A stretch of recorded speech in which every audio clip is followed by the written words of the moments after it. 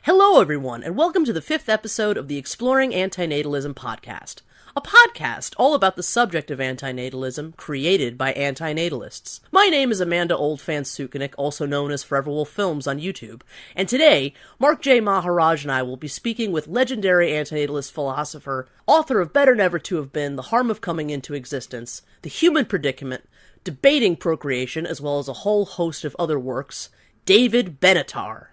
Wonderful to have you with us. Thank you so much for being here today. Thank you. Nice to be with you. Now, before we get started, I just wanted to give a shout out to the anti-natalism community for their work in suggesting questions for this episode. You folks did a great job of giving us material to work with. So sincere thank you to all of you.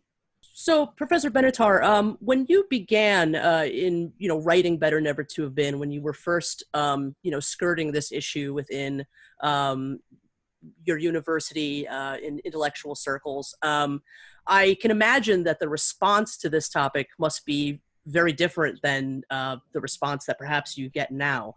Can you tell me a bit about what it was like in 2006 when Better Never to Have Been was first published, and when you first began this, what kind of reactions you got? Well, perhaps I should say that I actually began working on these subjects academically much earlier than that. So I had some early papers in the American Philosophical Quarterly about these ideas, but they did not receive sort of wide attention at that time. They began to receive more attention once the book was published. And the initial reactions to the book were largely in academic journals, and they were quite negative and dismissive. I thought the criticisms were quite unfair, but they were largely negative. And then over time, there have been some more positive responses, both within the academic community, as well as critical ones, but also a take-up beyond the academic community. And certainly I've received lots of correspondence over the years from people who found that these ideas have resonated with them. So I suppose I've been disproportionately contacted by people who've been sympathetic to these ideas. And the people who are unsympathetic have criticized them, not to my face, but more remotely and indirectly. How is antinatalism seen in the professional philosophy community? For example, at universities and philosophy institutes. And how has that changed over the years? And where do you see it going from here? Well, there certainly seems to be a growing interest in the subject, and I've seen a lot of papers engaging these ideas, but the vast majority of them are, of course, critical of antinatalism.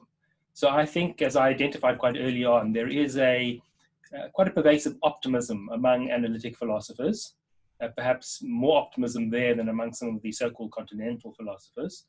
And I think one of the manifestations of that is a rejection of antinatalist ideas. So an increased interest, but it tends to be a critical interest. Right. There are some, of course, people who have come to the defense of antinatalism, but I think those are a minority, at least so far. So the term antinatalism has a very interesting history. From what evidence we have, it seems to have begun as a philosophical term. Then that meaning was sort of lost, and it became a term to mean something else, something that sort of relates to statistics and population control. What can you tell me about the history of the term as you understand it? Well, I've been asked on a few occasions whether I coined the term, and I really don't know the answer to that. I can't recall hearing it anywhere, but it is entirely possible that the term was used by multiple people working independently. And it has grown in popularity. I think you're correct that the word is used in different ways. Sometimes it's used to refer to a categorical opposition to all procreation. And then sometimes it's used in a more restrictive sense to refer simply to a restriction in the amount of procreation that takes place. So if you think, for example, about government policies to diminish population growth or to lower the birth rate, you might refer to such policies as antinatalist, even if they're not categorically opposed to all procreation. So I think antinatalism could in one sense be viewed as taking place on a spectrum from categorical opposition to just some restriction on procreation. And I don't really think it matters much how we use the term, as long as we're clear about what we mean when we use the term. As I'm sure you are aware, antinatalism is still not yet a word in any known English language dictionary. Do you think that this will eventually change? Myself and others have tried quite hard, actually, to get that to change. I do have a petition on change.org trying to draw awareness to the fact that it's still not yet a language in English. What do you think it will take to make that happen? And how do you feel that the term is best defined? And would you feel that the wiki definition is sort of the best one, and you'd stick with that? Well, I'm aware of your efforts in particular to get this word into the dictionary, and I think that's a wonderful endeavor. I don't know what it would take. I don't know enough about the workings of dictionaries to know what it would take to get the word in there. It would be nice to have that recognition, but I don't think we are reliant upon it. There are many people who are using this word in English, and we don't have to use it or not use it depending on whether it's in the dictionary. If it's used enough, then I imagine in due course it will make its way into the dictionary just by force. And then there was a second part to your question about the wiki definition. I'm afraid I don't know exactly what the wiki definition is. Perhaps you should let me know. Yes, Wikipedia defines anti-natalism or anti-natalism is a philosophical position and social movement that assigns a negative value to birth. Right. I would have some concerns about that because although anti-natalism, the word natalism does refer to birth, obviously there's some liberties taken there. It's an opposition to bringing, I'd say, sentient beings into existence. Birth is in a way a marker for that, but it's not, I believe, the actual point at which somebody would come into existence, in which a sentient being would come into existence. So I'd have that concern about the definition. If you read it to me again, I'll see if I can identify any others. So just to clarify, you would wish to make the point of sentience a lot more explicit? Well, I think it's not so much about being an opposition to birth as an opposition to bringing beings into existence. And if you ask, well, what kinds of beings are those, I think it is specifically sentient beings. I can't see what the argument would be for opposing bringing into existence non-sentient beings. I think perhaps the argument is that, let's say, all life on the planet were to go extinct, all sentient life were to go extinct, is there some possibility of the non-sentient life giving rise to sentience once again, or something of that type? Right. Well, I believe that's... Yeah. That would be, I can see that reason as an indirect reason. But then again, of course, life evolved from things that were not living. So if you're trying to avoid life arising, it's not enough simply not to produce more life. They're the basic building blocks from which life arose, and it's possible that would happen again. I'm not sure how large the chances are. So yes, I can recognize that as a kind of indirect reason, but I don't think there's an intrinsic reason why one would be opposed to bringing into existence a non-sentient being.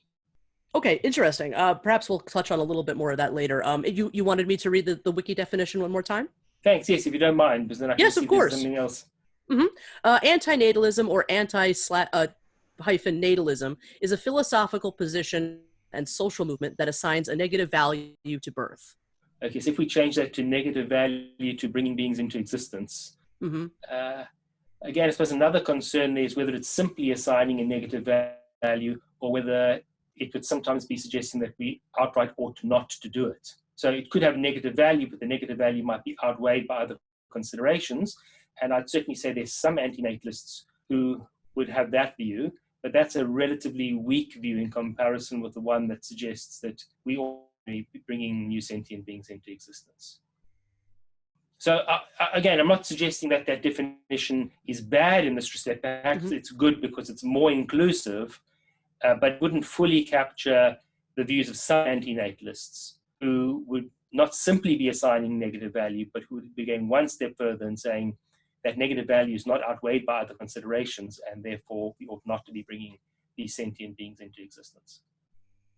Okay, that's fascinating. All right, well, thank you for that, Professor Benatar. Sure. Let's just leave that for now, and we'll move on to the next question.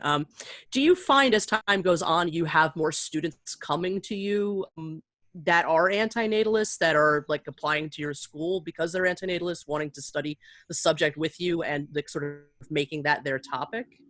I've certainly found students who've approached me because they're interested in this topic. I don't actually go out of my way to speak to students about this. Sometimes it will come up in the course of a discussion because those ideas are helpful for resolving some other philosophical issue. But I don't tend to go out and incorporate this in my undergraduate curriculum. Right. But there's certainly students who are aware of my views on this and who come and speak to me about it.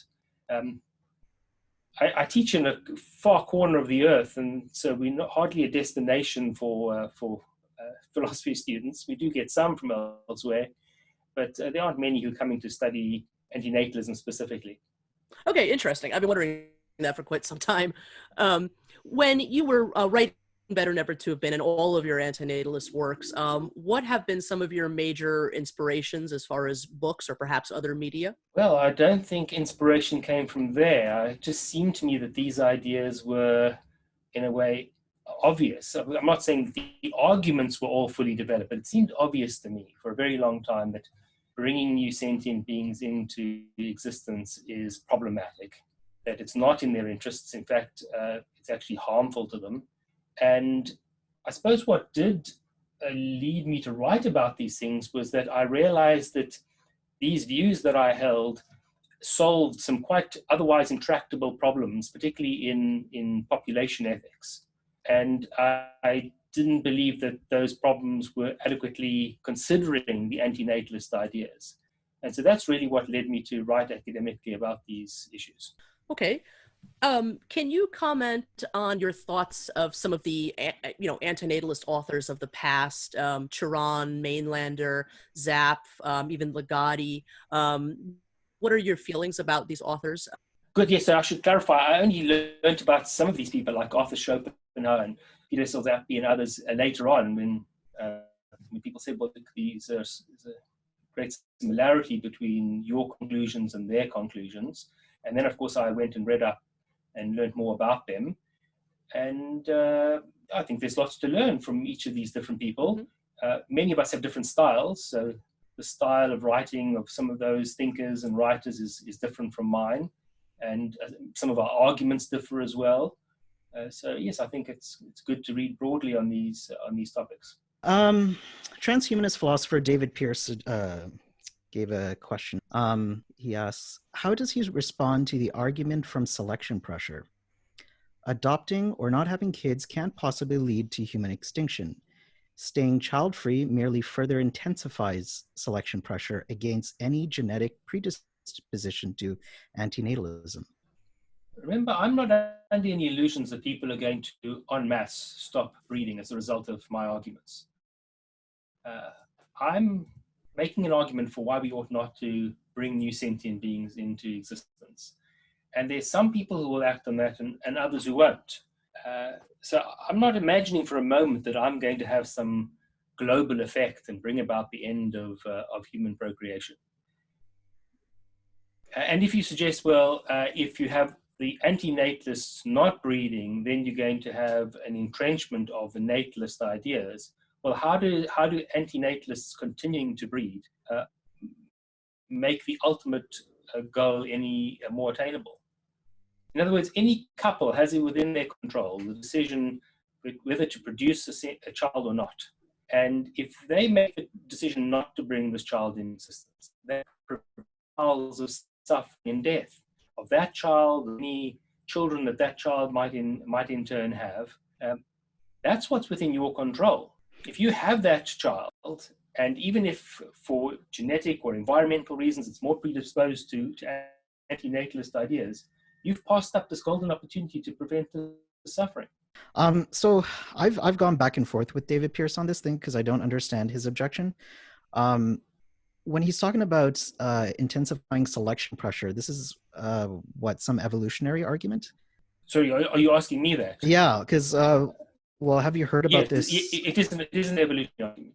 Yeah. Okay, and I mean, like, your ideas are becoming popular, and with like, there are going to be within a select population people that aren't going to breed because of anti-natalist ideas. And does that have any effect on the population, or? it's very hard to tell what the long-term effects of increased number of people not breeding will be, other than to say that the children they don't bring into existence won't suffer and die. Yeah. So there's sort of obvious implications of a decision not to procreate, and then there are all kinds of speculative considerations. And once you get into that realm of speculation, we really don't know what's going to happen there. So I think any individual or any couple should be more focused on the effect that they can have on avoiding the suffering of their next generation. Part two of the question is David Benatar opposed to the creation of new babies per se, or only babies who can suffer? Distinct from a world of Joe Cameron's, the imminent designer babies revolution makes this question topical rather than fanciful. Well, I think it is still fanciful. In other words, when I see it, I will believe it. I can't imagine that we're going to be able to produce babies whose lives are going to be devoid of all evil. You'll remember that my argument suggests that even if there's some small amount of evil in a life, it's still better not to come into existence. I believe it's utopian to think that we're going to be able to produce beings, sentient beings, that will have zero bad in their lives. It's not that I don't think we're simply not at that point. I can't imagine our ever getting to that point. I think this is a utopian idea, to think you can create a sentient being that will contain zero bad in its life. I agree. If it happens, then let's have a practical discussion about that. Well, I can really tell you what the implications would be of my view. My view is if you could produce a sentient being that had zero bad in its life, then we should be indifferent between bringing that being into existence and not bringing that being into existence. It wouldn't be a harm, it wouldn't be a benefit. So that's the sort of theoretical implication of my view for a case like that. But I don't believe that is ever going to happen. I mean, at the very least, that being is one day going to die. And that's a bad. And so it's better not to create a being of that kind. Can you be a transhumanist and an antinatalist to work towards that goal? I don't think there's any problem in working towards a goal where the quality of life is improved. It might be the quality of human life, or it might be that the quality changes that one makes leads to the life looking less and less human. I've got no problem with that. But I do think it is utopian to believe that you'll ever get to the point where the beings that you're creating will have zero bad in them. Jumping back to the, because you mentioned that your argument suggests even if there's a little bit of bad or a little bit of pain, it still wouldn't be worth bringing that being into existence. I believe like the pinprick argument is one of the criticisms of, say, negative utilitarianism. How do you respond to that argument? Because intuitively, when I have conversations like this and people are like, so even if a pinprick, you'd say that that's not worth bringing the being. And it's quite difficult to have that conversation when, if you were to concede that without some type of pain threshold that we were to set. So let me say this. What I do in Better Never to Have Been is point out that my view has the implication that if a life contained only a pinprick of badness, that's the full extent of the badness that it contained, it would be an implication of my argument that it is better for that being not to come into existence. But we need to ask, how much better is it for that being not to come into existence? Well, a pinprick's worth, so very little. And what that means is that that consideration might well be outweighed by other considerations. So let's imagine it's the case that parents are going to get a vast amount of benefit from bringing this child into existence. And the child is only going to suffer one pinprick in its life. That's the full extent of the evil it's going to suffer. Well, it may well be that the interests of the parent outweigh that very minor harm that the child would endure. So there's a difference between saying that it's not in the child's interest to come into existence and to say you ought not to bring the child into existence. And that's why I make quite clear that the axiological asymmetry argument that I provide in Better Never to Have Been is by itself not sufficient to make the case for antinatalism. You need to add the arguments that come later about the actual quality of life. So when you combine the axiological asymmetry with the argument about the extent of evil within a life, then you reach the antinatalist conclusion. Okay, yeah. In the conversations I've had about antinatalism, people assume that I'm doing this for the environment. What's your opinion about the voluntary human extinction movement? So as you're aware, in Better Never to Have Been, the arguments that I offer are what I call philanthropic arguments. So they're arguments that are concerned with the well-being of the being that you bring into existence. But elsewhere, I've advanced what I call a misanthropic argument. And what's characteristic of a misanthropic argument for antinatalism is that you say bringing a being into existence would be harmful to other beings. And I think that the environmental argument is an example of a misanthropic argument for antinatalism, saying producing more people is going to harm other existing people and other non-human animals, and that's why we shouldn't be producing more people. I think it's a reasonable argument. I don't think it produces quite as categorical an opposition to procreation as the philanthropic argument does. Because if the human population were much, much smaller than it is, and if the impact of that population on the environment was minuscule, like it was for much of human history, then you wouldn't have a categorical argument against procreating. You could produce a child that had very little impact on the environment, and it's not clear how that kind of environmental argument would tell you not to procreate in that circumstance. Right. So another question is about Samuel Scheffler and his book Death and the Afterlife. The questioner wanted to find out about your commentary on some of the arguments that he makes. So Samuel Scheffler in that book argues that we really require future generations in order for our lives to have meaning and purpose. If you think about the scenario in which we knew there'd be no generation after us, much of what we do would be utterly pointless. And I accept those arguments, but I don't take them to be a good argument for producing new generations, because I think what they do is create a kind of procreational Ponzi scheme.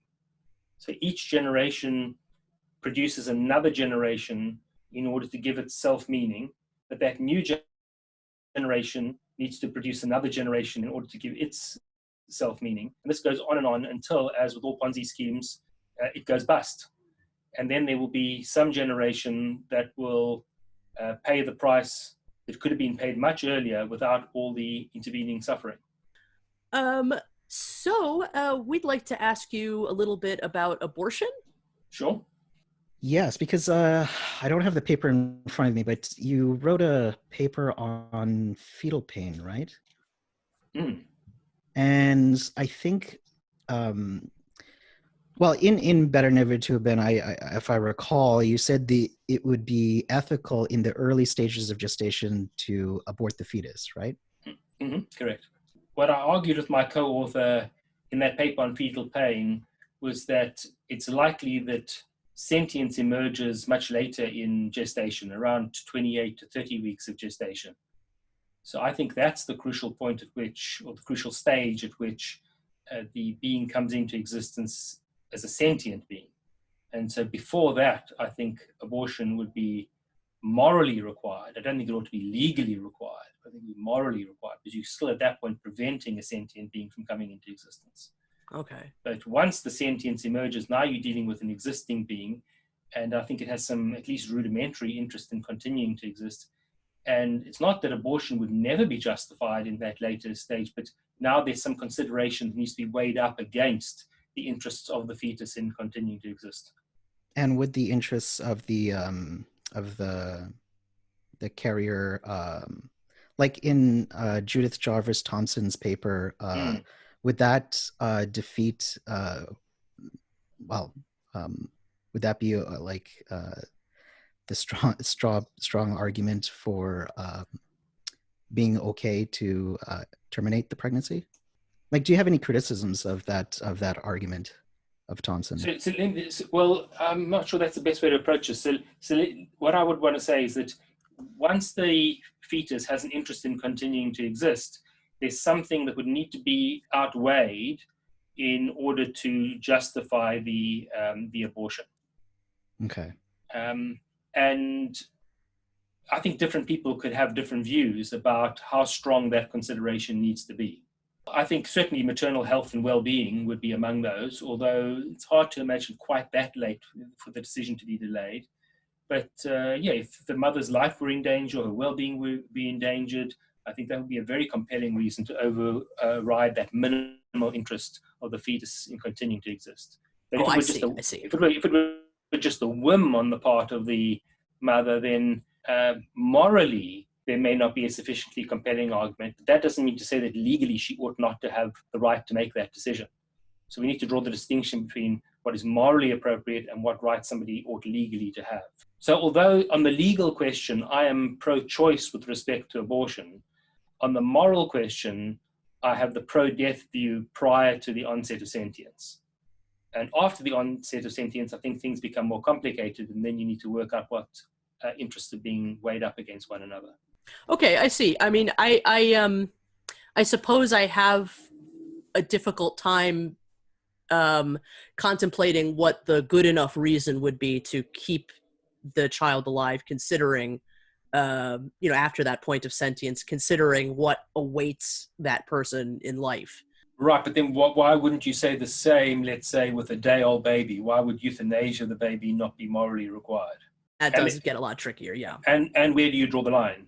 How old must the child be before you're no longer entitled to euthanasia for those sorts of reasons? So the point I think about antinatalism is before the being is coming into existence, there really are no competing considerations. There's nothing that needs to be outweighed. This kid's got zero interest in coming into existence. And so it's an absolute no-brainer. Just don't bring that kid into existence. But once a being begins to exist, now we are in this very murky territory. And there are all kinds of unknowns, and we're weighing up various considerations, and it becomes difficult. So that's an important thing to recognize, I think.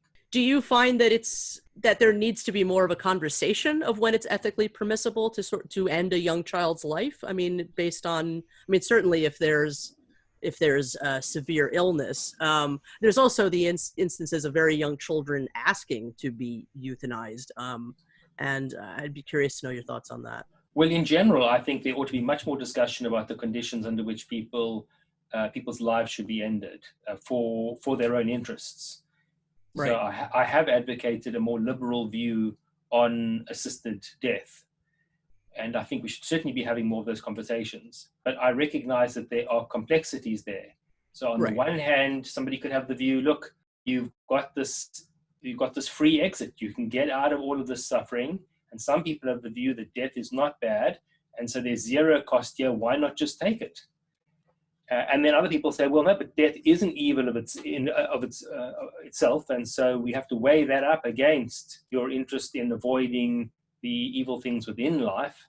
And this is why I say once the being exists, there's now a complex discussion to be had. Am I in favor of having the discussion? Absolutely. But if you can avoid all of that by not bringing the being into existence in the first place, that's the ideal scenario. All right. So I'd like to talk to you a little bit about activism. So I know in Better Never to Have Been, and I'm paraphrasing, I apologize. I know you don't consider yourself an activist, and you don't see your words or your work acting as activism, I suppose, if I'm saying that in a way you would agree with. But certainly the idea of antinatalist activism has really developed a lot in the last 10 years. I myself very much consider myself an antinatalist activist. Even things like this podcast, I definitely consider an act of antinatalist activism. And it is taking some rather interesting forms in recent time. I would like to ask you about Rafael Samuel. So Rafael Samuel is a young guy in India who didn't even go through with the lawsuit, at least not yet. He threatened to sue his parents for bringing him life. And this had an enormous international explosion of interest around the subject of antinatalism. I'm just curious what you thought of that phenomenon that happened in India recently. Well, perhaps I should say first that you're correct. I don't see myself as an activist, but that doesn't mean to say I don't think there is room for activism. I certainly recognize that place. I think it's important, and I'm pleased there are people who are doing that. There's a separate question about this particular case of the suit against the parents, And I just don't know enough about this case. I don't know if he was serious. I don't know if it was a tongue-in-cheek. I don't know if it was purely to bring antinatalism to world attention. I don't know enough about the case to make a judgment. Okay. Yeah, no problem. I will say, yes, he was serious. He is serious. I think he is still exploring avenues as to how a lawsuit of that kind could be done. Certainly, it's a very difficult thing to achieve. He, I think, like myself, kind of takes the same page out of a similar antinatalist playbook, where one of the most effective ways that I found personally of getting people to consider these ideas in any way, shape, or form, or have the conversation in any way, shape, or form, is to mix the subject with humor. So he does have a very tongue-in-cheek approach. He wears like a beard, and he kind of models himself after almost like an Indian guru kind of character. But underneath all of that, he is serious about his anti-natalist endeavors. Right. He also seems to be on good terms with his parents, which of course is not incompatible. Right. Yes. Which but it is nonetheless a very interesting aspect of his development of his work. Okay. So I wanted to ask you briefly. We have become aware in the last couple of years that there seems to be there's a rather large, like over 60,000 members worth of people within a primarily Arabic speaking antinatalist group on Facebook. And I even did I have a sort of a separate show called Evil TV, where I interviewed somebody from this mysterious Arabic antinatalist world. So I was just curious if you knew anything about that part, antinatalism happening in those parts of the world, like Syria, like Egypt, specifically Lebanon. And if you have been to any of those Facebook groups, and if you have been contacted by people in that part of the world interested in antinatalism. I have a vague familiarity because I have been contacted by a few people, not many. As you may have gathered, I'm not on the internet much, so I'm not on Facebook, right. I'm not on social media, so I certainly haven't seen all the things that you're seeing. But I do have some awareness of it, put it that way. Okay, yes, absolutely. Interesting, yes. So one of the biggest activist projects that several of us have tried to attempt, specifically Andreas Moss, who I think you know, is working to get antinatalist works, older antinatalist works, be they videos and specifically books, translated into other languages. Especially considering that there's this big interest in other parts of the world, like India, like Egypt now. So I was curious what other languages Better Never to Have Been is currently available in, if there are more on the way, and if there is anything that the antinatalist community can do to help make that happen, make more translations happen. Yes, so there are currently translations in Czech, Japanese, Turkish, Italian, and Korean. I'm not aware of any other forthcoming translations at the moment. I am from time to time contacted by people who would like to translate it into another language. But the logistics of how this works is that Oxford University Press had published the English version of the book. They don't want to enter into an agreement with the translator. They want to enter into an agreement with a publishing house of the foreign language. And then there'll be an arrangement between that foreign publishing house and the translator. Okay. So what I would say is, if there are people who would like to see the book in another translation, if they're able to contact and elicit the interest of a publisher in that language, that publisher could then make contact with Oxford University Press. That's the best way to secure those sorts of translations. Okay, excellent. Yeah, that makes a lot of sense. Okay. I mean, what kind of activism would you like to see antinatalists doing more of? That's hard for me to say, because as I've said, I'm not an activist myself. I don't believe I have a good sense of how to go about this, what the best methodologies and techniques and strategies are. So I really need to leave that to people who have much more experience and capacity for that. Okay, that's more than fair. Do you have any thoughts on the Antinatalism magazine? Have you read it? I have, yes. I think I've seen 2 issues, and it was very nice to see that, and I appreciate all the efforts that were put into producing those. Yeah, they're beautiful, and I do believe issue 3 is on the way pretty soon. Oh, that's wonderful. I hadn't known of that, but that's good to know. one of our listeners asks, please ask him his opinion on if we have a moral obligation to tell others that they should not reproduce.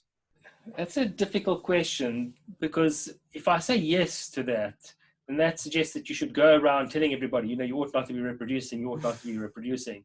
And I don't think that would be very effective to do that. And so it's hard to suggest, well, you've got an obligation to engage in this highly ineffective activity. So I suppose I would want to resist the question. I think it might oversimplify the situation. Okay, that's all right. I would suggest that if there were an opportunity, then one shouldn't be too averse to taking up that opportunity. If you find somebody who's susceptible to the idea and you can engage in a discussion with them, then perhaps you should do that. But going out of your way to tell everybody sitting next to you on the bus or the train or walking down the street that they ought not to be reproducing, can't imagine how that's going to work, and therefore I can't imagine that you'd have a duty to do that. Right. I certainly wouldn't tell people to do that either. I wanted to, it's certainly true that, we unfortunately have a lot of people in the antinatalist community that, are struggling, that do have depression, do suffer a lot with this, this conclusion about life. And I think for me, personally, I know for a lot of other people, the activism side of things is an important balm to that in some respects, because we are basically told our entire lives that there's nothing that we can do about life sucking, that there's nothing we can do about it. And I think antinatalism does illuminate this fact that, there's something absolutely very real that we can do about it, and that is in the prevention of it. Good. So I can certainly see that. I think that's an important point. I just want to add that there are other things that people can do as well, and that is to make their own lives and the lives of people around them less bad than they would otherwise be. So one thing is to prevent future sentient beings, but another thing you can do is just to make the lives of existing beings, including oneself, as least bad as they could be, to relieve them in some way. Right. Well, that brings me to another question. I mean, in Mendham, who I brought up before, the one who coined the term Effelism, I mean, he always sort of frames it as this idea that, antinatalism, Effelism is plan A. That is what we would like to see happen as far as how the suffering on planet Earth is dealt with. And that is the best outcome is for, sentient life to just cease to breed in this very, ethical, non-procreation manner. But that we always have to keep an eye towards the plan B, and the plan B is doing these things to make life better. That in the absence of ethical extinction, that we do have to perfect societies, and we do have to perfect ethics and the way that we treat each other. So you would more or less agree with that, you'd say? Indeed, but perhaps I should just say that there's another option between the two that you mentioned, extinction and improvement of existing lives, and that is just the reduction of the number of people that there would be. So although it's very unlikely that through arguments we're going to bring about human extinction, it's very possible for individuals to decide not to bring other human beings into existence. And in case of breeding animals, not to breed certain animals and bring them into existence. So those are decisions that are within the control of individuals, and I don't think they should underestimate the importance of those decisions. Just because you can't stop everybody from procreating doesn't mean to say you shouldn't do what you can do to stop a future person from suffering, potential future person from suffering. Right. Okay. I understand that. I just want to touch very briefly as a connected issue with veganism. I have two questions. There's probably one of the largest disagreements within the antinatalist community is about veganism. And quite a lot of antinatalists are vegan and quite a lot aren't. Do you see it as a major problem that a lot of antinatalists aren't vegan? Well, I'd want to know what their arguments are. It might be that they're not vegan, even though they think they should be vegan. And then it's just perhaps a question of weakness of will or something of that kind. Or it might be that they've got some in principle reason for why they needn't be vegan. I'd want to hear what those arguments are. But I do think these two views are quite closely allied in the sense that if you are trying to minimize evil in the world, two big ways in which you can do it is by not producing more suffering beings and by not eating animals and their products, and thereby reducing the demand for new non-human animals being brought into existence. So I think there's a connection between them. I wouldn't want to go so far as to say that they logically entail one another. Really? But I don't think they logically entail. So let's imagine there's an already existing animal, and let's imagine it gets, I don't know, run over, and you could eat that flesh. Well, many vegans wouldn't eat that flesh. It's not clear to me how eating that flesh would contradict anti-natalist arguments. I see what you're saying. Okay. It might not even contradict all vegan arguments, but Right. It might contradict some vegan arguments. Or perhaps a slightly more controversial case, there's an existing animal and somebody kills that animal, let's say because they think that a non-human animal doesn't have an interest in continuing to exist.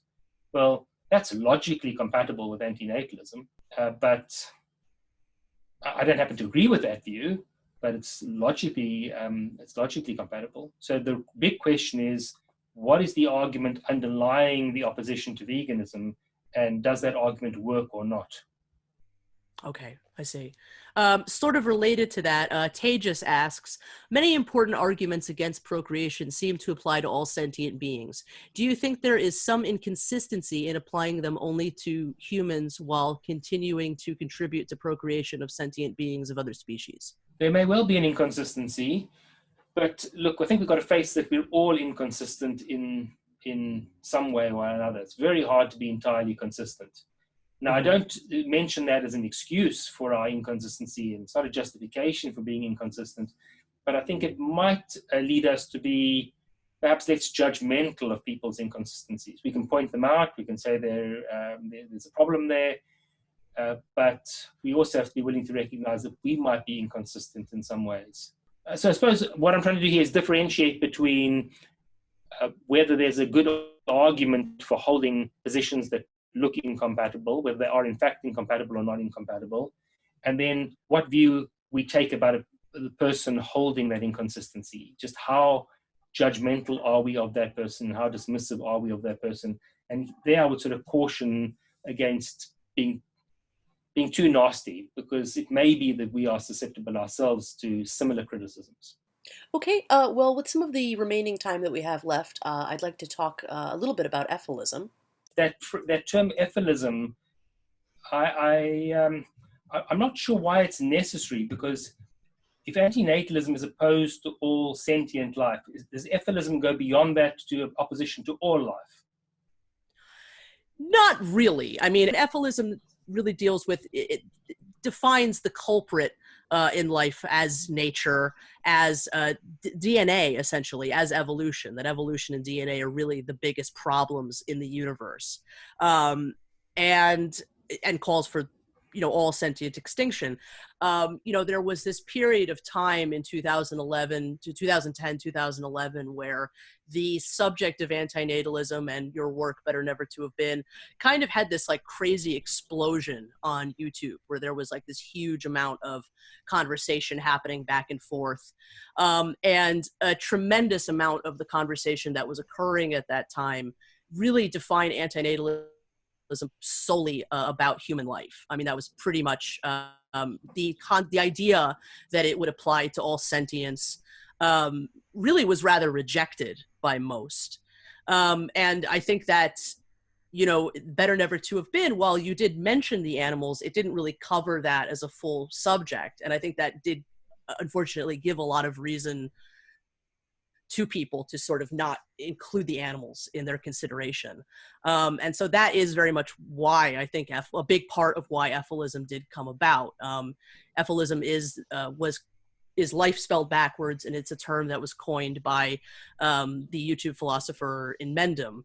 And yes, so that is essentially a call for all sentient life to become extinct. I suppose it would include all non-sentient life, just in the sense that if there is some chance that should all sentient life go extinct, as we were talking about before, and non-sentient life be left, what are the chances of life arising? What is the point to that kind of life still existing? What purpose does non-sentient life truly serve? But yes, we would, an ethicist would not consider non-sentient life anywhere near the same level of alarm and consideration as sentient life. So I suppose what I would say there is that I do believe I was clear in Better Never to Have Been that the arguments I was advancing apply not just to humans, but to all sentient beings, and that I was focusing on humans for specific reasons, among them that I thought people would be most resistant to the implications for human procreation. But I believe I was clear in saying that applied more generally to all sentient beings. And for the reasons that we discussed earlier, I wouldn't go further to think that we ought not to bring new life of a non-sentient kind into existence, except perhaps for the indirect reasons that you've mentioned. But there'd be no intrinsic reason to oppose that. Okay, yes. I mean, I do agree with you. I do think that there was a lot of wisdom, honestly, in as you said, like applying it to all nature, all sentience is a much more difficult, as I've learned, is a much more difficult argument for people to consume. And so I think there was a wisdom in for the most part, writing about human life. But I think if I'm not mistaken, and I apologize if I am, I think you're commenting on sentient life in Better Never to Have Been was like more of a footnote, and I honestly think a lot of people skip that. Oh no, it wasn't a footnote. It's in the text. Quite early on, I do speak about how the arguments would apply to non-human sentient animals as well. Okay, but it's fine. I mean, if aspect of it can be brought out, that's absolutely fine. But I want to just make clear that my position all along was that this applies not simply to humans, but to non-human animals who are sentient as well. Okay, excellent. Well, I'm certainly happy to hear that. And does that extend to AI as well?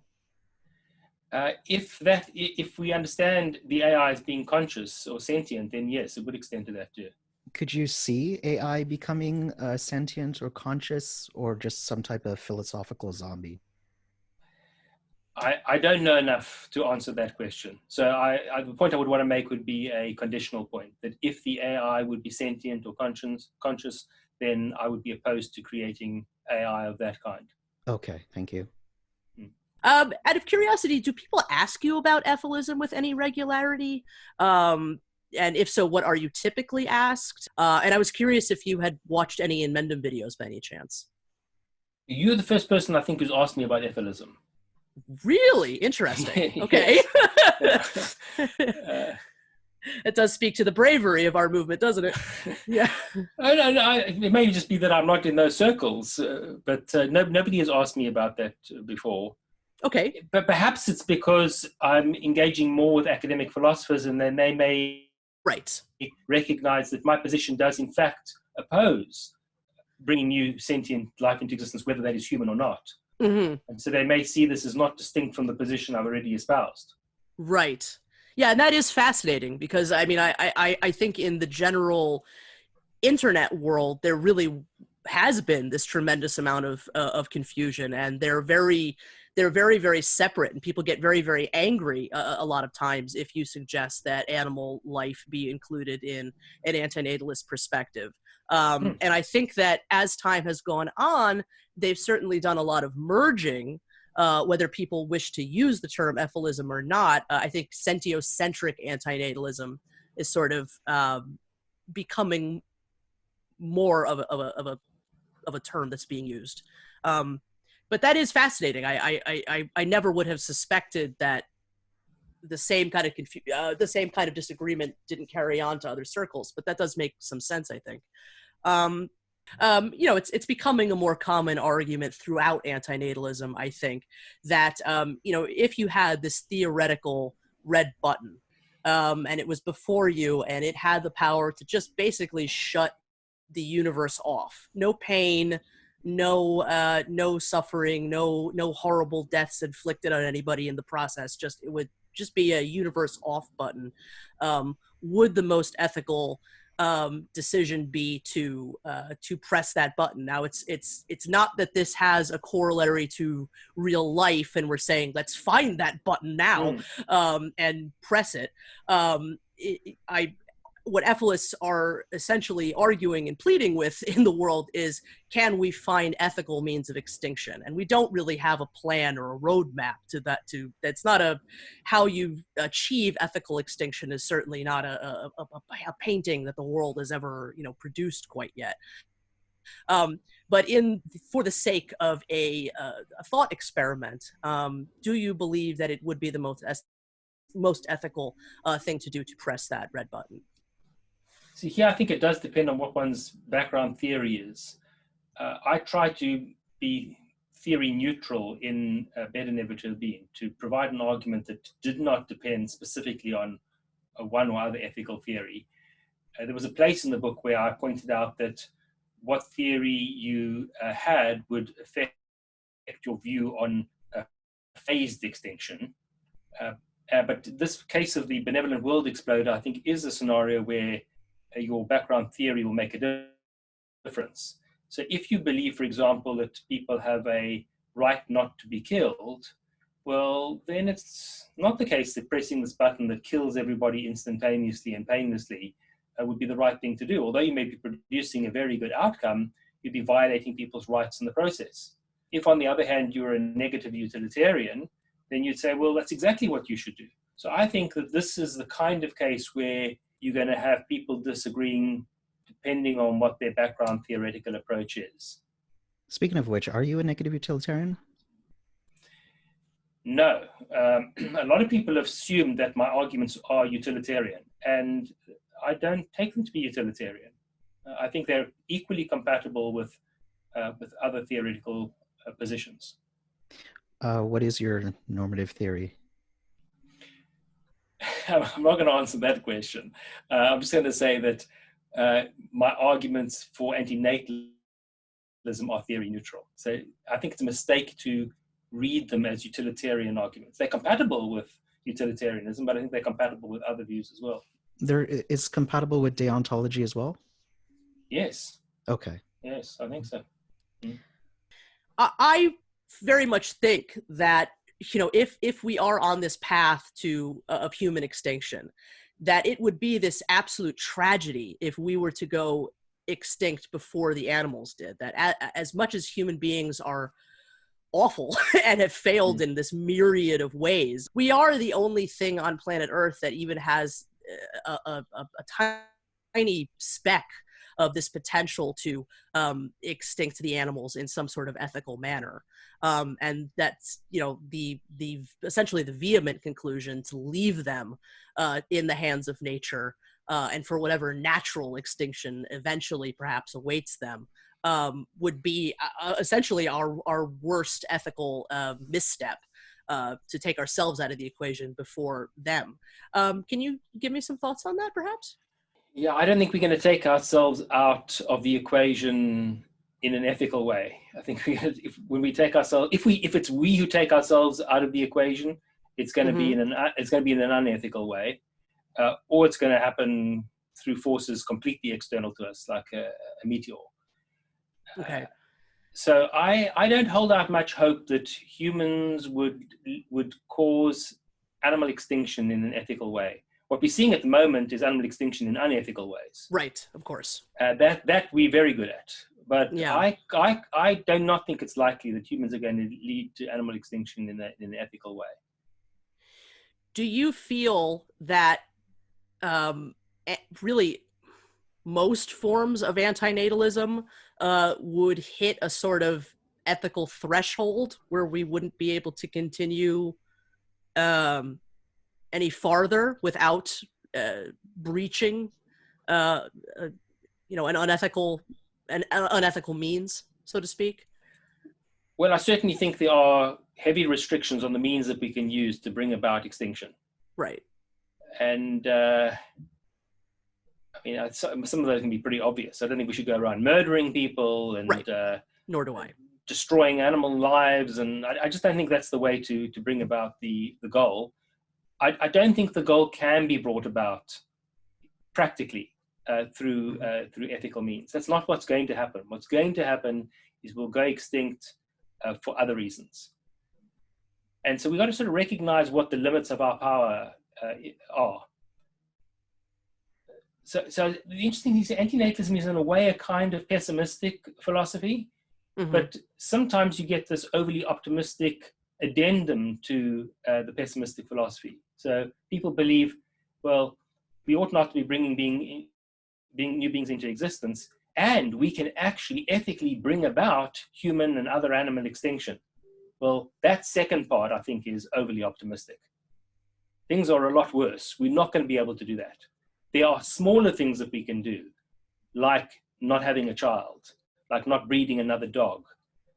Those are things that are within our power. And the more people that sign up for that, the more of such effects there'll be. But to think that we're going to ever bring about human extinction through arguments, not going to happen. Depressingly, it's depressing, but it's not going to happen. Well, I don't believe it will happen specifically. I mean, I think arguments is where should it have the potential to be achieved, arguments is essentially where it would begin. And I guess that would lead me into a question about policy. I mean, are you in favor of whether it be ethicalist or antinatalist? Do you think at all about this topic moving into policy at some point?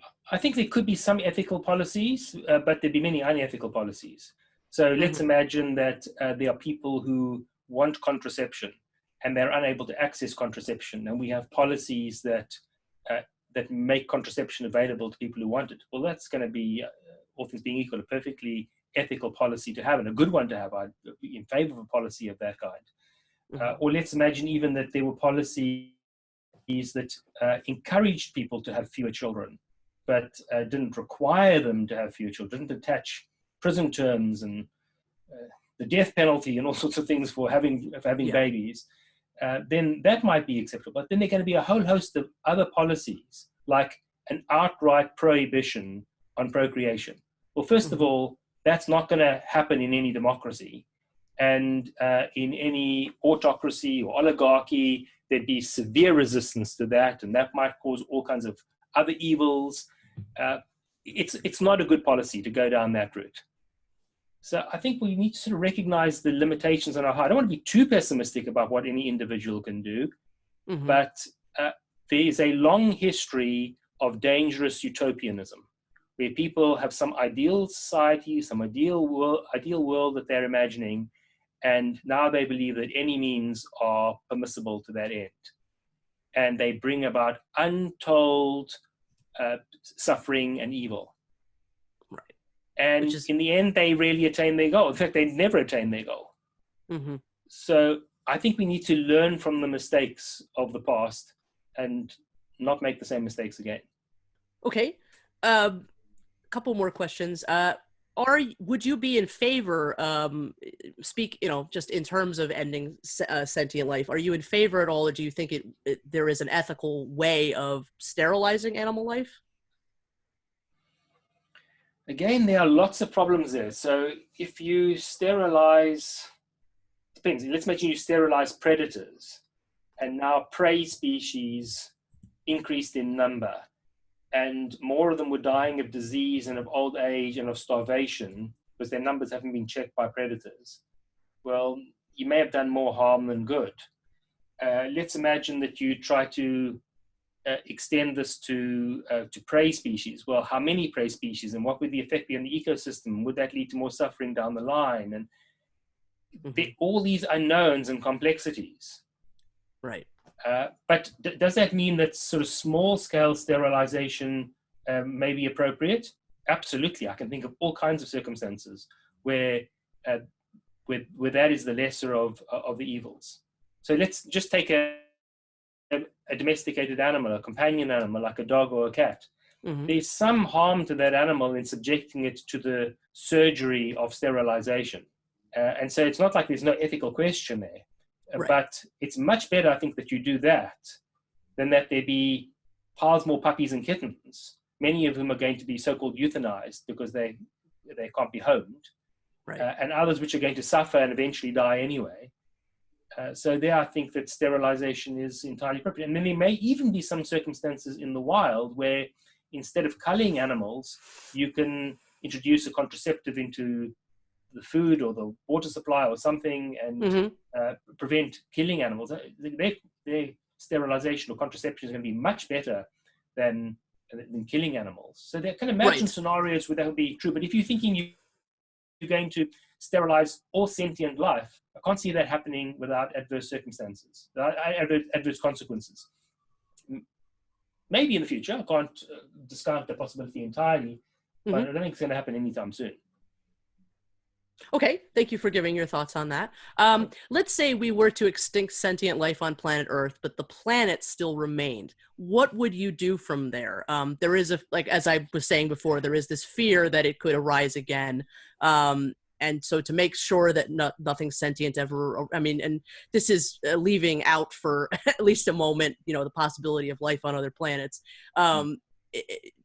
To make sure that life never arose again, would you think at that point it would be permissible to destroy the planet? Well, just think about the practicalities of this. So there are no more sentient beings. Who's going to destroy the planet?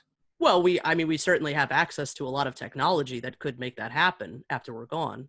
You mean you leave explosives or things behind to destroy the planet afterwards? Perhaps. If it would be necessary at that point. In a completely hypothetical antinatalist world.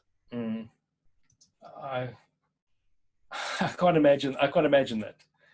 I can imagine it in a theoretical sense, but I can't imagine the practicalities. I don't know what we would do to literally destroy the Earth. You can destroy the environment on the Earth. We're doing a great job of that. Yes. But how would you destroy the Earth? Would we have enough explosives to do that? I can't imagine practically how that would happen. So this again is where I would say, there's maybe thought experiments that you engage in, but they're hardly a priority. The priority is that we now have a world teeming with suffering sentient beings. We can do very little about that, but there's some things that we can do. We should be directing our attention to what we can do, rather than these really remote possibilities, if they really are practical possibilities at all. Okay, fair enough. I have just a couple of questions actually directly from in Mendham, if I can ask you those. Based on reactions that you've received over the years, is there anything that you would change about Never to Have Been if you had the chance to rewrite it in retrospect? What parts would you maybe more emphasize or provide more arguments on? Or are there any parts that you would perhaps not include in a revision? I think the main thing I would have done is not used pleasure and pain as the exemplars of bad things and good things, but rather just spoken directly of benefits and harms. I was clear in the book that pleasures and pains were really exemplars of good and bad things that could happen to people. But too many people have got fixated on pleasure and pain, and even gone so far as to suggest that I'm a hedonist. And so it's turned out to be distracting. And that's why in one of the replies that I wrote to critics, I think I did phrase the argument more generally in terms of benefits and harms. Do you regret at all making it a human-only argument? Now, I know previously we talked about that you did include some material about animal life. If you were to go back, do you feel that you would include more about all sentience or make that more clear within the book? And I would like to also add to that, do you think that perhaps in the future you'd have any plans on writing a more sentiocentric antinatalist tome? Well, I don't think it's true that I didn't consider animals. So I think I was quite explicit that the arguments there apply to all sentient life and that I was just going to focus on humans. Okay. Yeah. And I don't think I would change that now, because I think there is some value in focusing on human beings. That's where these arguments are most threatening. If, Mm-hmm. if I suggest that some poisonous snake that is leading to the deaths of people and livestock and things like that ought to be made extinct, there'd be a lot of humans who'd get on board with that. Or if there were sharks that were causing lots of human deaths in particular bays and things, then and I suggested the extinction of those sharks, a lot of people would get on board with that. The antinatalist arguments, I think, are most threatening when they are self-directed, when they're directed to our own species. And so there's some value in confronting that case, as long as you make absolutely clear, as I believe I did, that the arguments also apply to other species. Yeah, I just a slight pushback on that. I know we're running out of time, but I mean, I do actually think that nature still is this, that the optimism bias is particularly strong in people when it does come to nature, and that there are a tremendous number of people that I've spoken to that are very on board with a humanocentric antinatalism because they do believe that human beings are evil and have done all this destruction, which they most certainly have. Not arguing with that, but when it comes to any kind of philosophy that's saying, you know, nature is quote unquote bad, or that there's that really the bulk of the suffering in the world is in nature, is in animal life, they get very upset. That and I don't believe that a lot of material in the past has ever really truly made that argument, so to speak.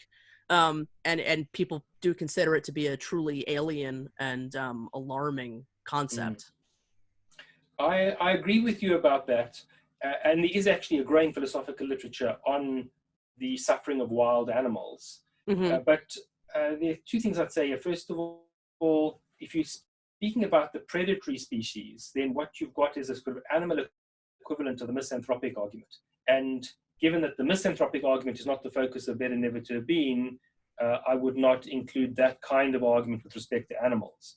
There is a nature of wild suffering, and that is of prey species and also of predators as themselves sufferers. And there I agree that the arguments that I make about not bringing a human being into existence also apply to those beings. And I do agree with you that there is some resistance to recognizing that among some people in the animal kingdom. I do think that's worth writing more about. Okay. One last question for Mendham. Do you think there is any moral or ethical or decent or respectable argument in defense of torturing animals for human medical progress? So, in other words, he's asking whether I think there are any good arguments for using animals in animal experimentation. Yeah, which is something he would not agree with. I'm very confident, but yeah.